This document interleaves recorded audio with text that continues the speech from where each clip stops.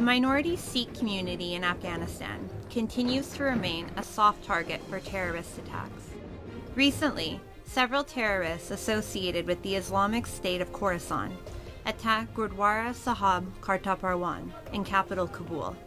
At least 2 people were killed in what is the latest in a line of targeted attacks on minorities in Islamic Afghanistan. An explosive-laden vehicle detonated just a few meters away from the temple gates. Had it passed the barrier, the damage and casualties would have been exponentially greater. Recounting the horrific details, an eyewitness said he saw intense fighting between the two sides that continued outside and inside the Gurdwara. ساعت 6:15 بود که صدای فایر شد. با این نگاه کردیم که چوکیدار درمسال زده بودن که تو مرمی در قلبش خورده. زخمی افتیده بود. ما طالبا زوج فایر کردن سر دست بود. دوستا سر زوا فایر کردن و داخل شدن. یک نفر بود و داخل درمسال شد. اگه داخل درمسال که شد کسان یا فایرکان یا فیکس 2 ساعت بعد محتربه میجه انفجار کرد. The United Nations Assistance Mission in Afghanistan has called for the protection of all minorities in Afghanistan, including Sikhs, Hazaras, and Sufis. The Taliban, which rose to power in August of 2021, claimed to have secured the country, but repeated terrorist attacks not only contradict those claims, but also give weight to the international community's concerns of a potential risk of militancy resurgence. In addition to receiving widespread international criticism, the Taliban was also asked by several countries, including India, home to the Sikhs, to assertively act towards the protection of minorities. Observers believe that such attacks could set off a new wave of terrorism in the country, with smaller groups receiving tacit support from insiders. And this, they believe, has been the primary reason behind the US and the West not involving themselves in rebuilding the war-torn country. Also, the United States has not released Afghan funds frozen by it earlier this year, fearing its use by the Taliban to fund terror activities.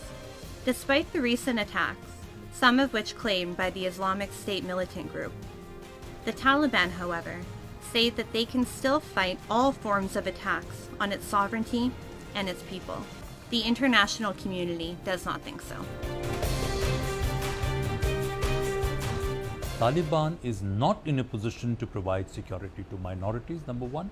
Number two, I would say that this hatred for non-Muslims exists, and ability of these groups to carry out or kill non-Muslims with impunity exists. Prior to the Taliban's takeover last year, Hindus and Sikhs in Afghanistan numbered only approximately 600. Reports indicate that that number has dramatically decreased. Those remaining have been the subject of targeted attacks, predominantly by Sunni radical groups. The targeted attacks have driven Sikhs and Hindus out of the country, especially those with the economic and social resources to relocate. The situation continues to get grimmer by the day, and with no light appearing at the end of the tunnel, one can only hope against hope that things change one day and humanity prevails.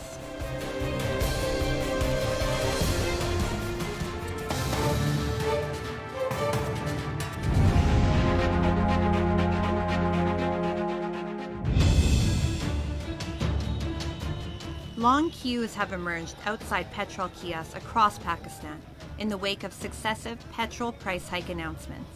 Since Prime Minister Shehbaz Sharif's coalition came to power, petrol prices have risen by 56%, while diesel has registered an unprecedented spike of 82%. This has triggered massive inflation across the market, from kitchen staples to footwear and apparel. Prices have skyrocketed. Although the data is yet to be released, economic observers estimate recent inflation at 18%. The situation has prompted outrage across all sections of society. Thousands have taken to the streets in different cities of the country in protest. अगर petrol महंगा हुआ तो हर चीज़ महंगी हो जाएगी। गरीब आदमी या तो लटेरा बन जाएगा या खुदकुशी करेगा, क्यों? उसने अपने बच्चे पालने हैं। इस 30 रुपये कोई कम रेट नहीं है, बहुत ज़्यादा रेट है। कभी आज दिन तक इतना पेट्रोल महंगा नहीं हुआ। यही हमारी रिक्वेस्ट है, ये इसकी कीमत को फ़ौरन वापस लिया जाए।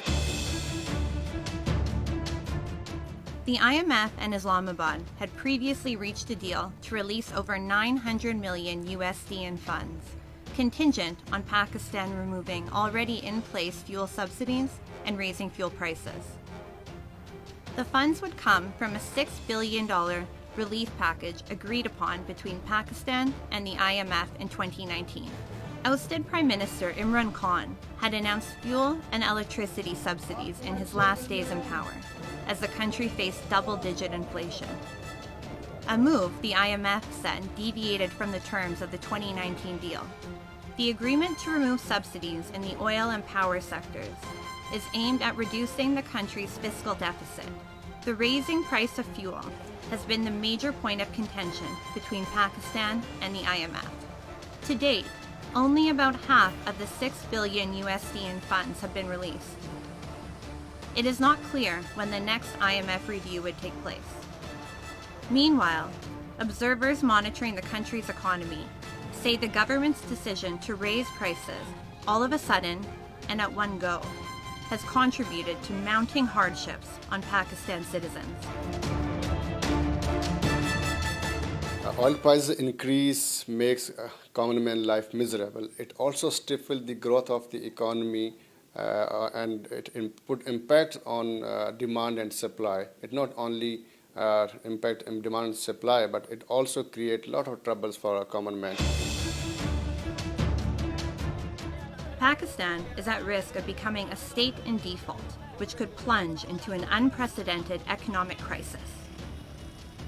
International observers caution, time and time again, that Pakistan was treading on thin ice when it chose the path of subsidies and populism, rather than enacting measures to protect its economy. While some of them blame the recently ousted Prime Minister Imran Khan, others say these policies have been hallmarks of nearly all Pakistani governments over the years. Pakistan today is rapidly descending down the economic ladder.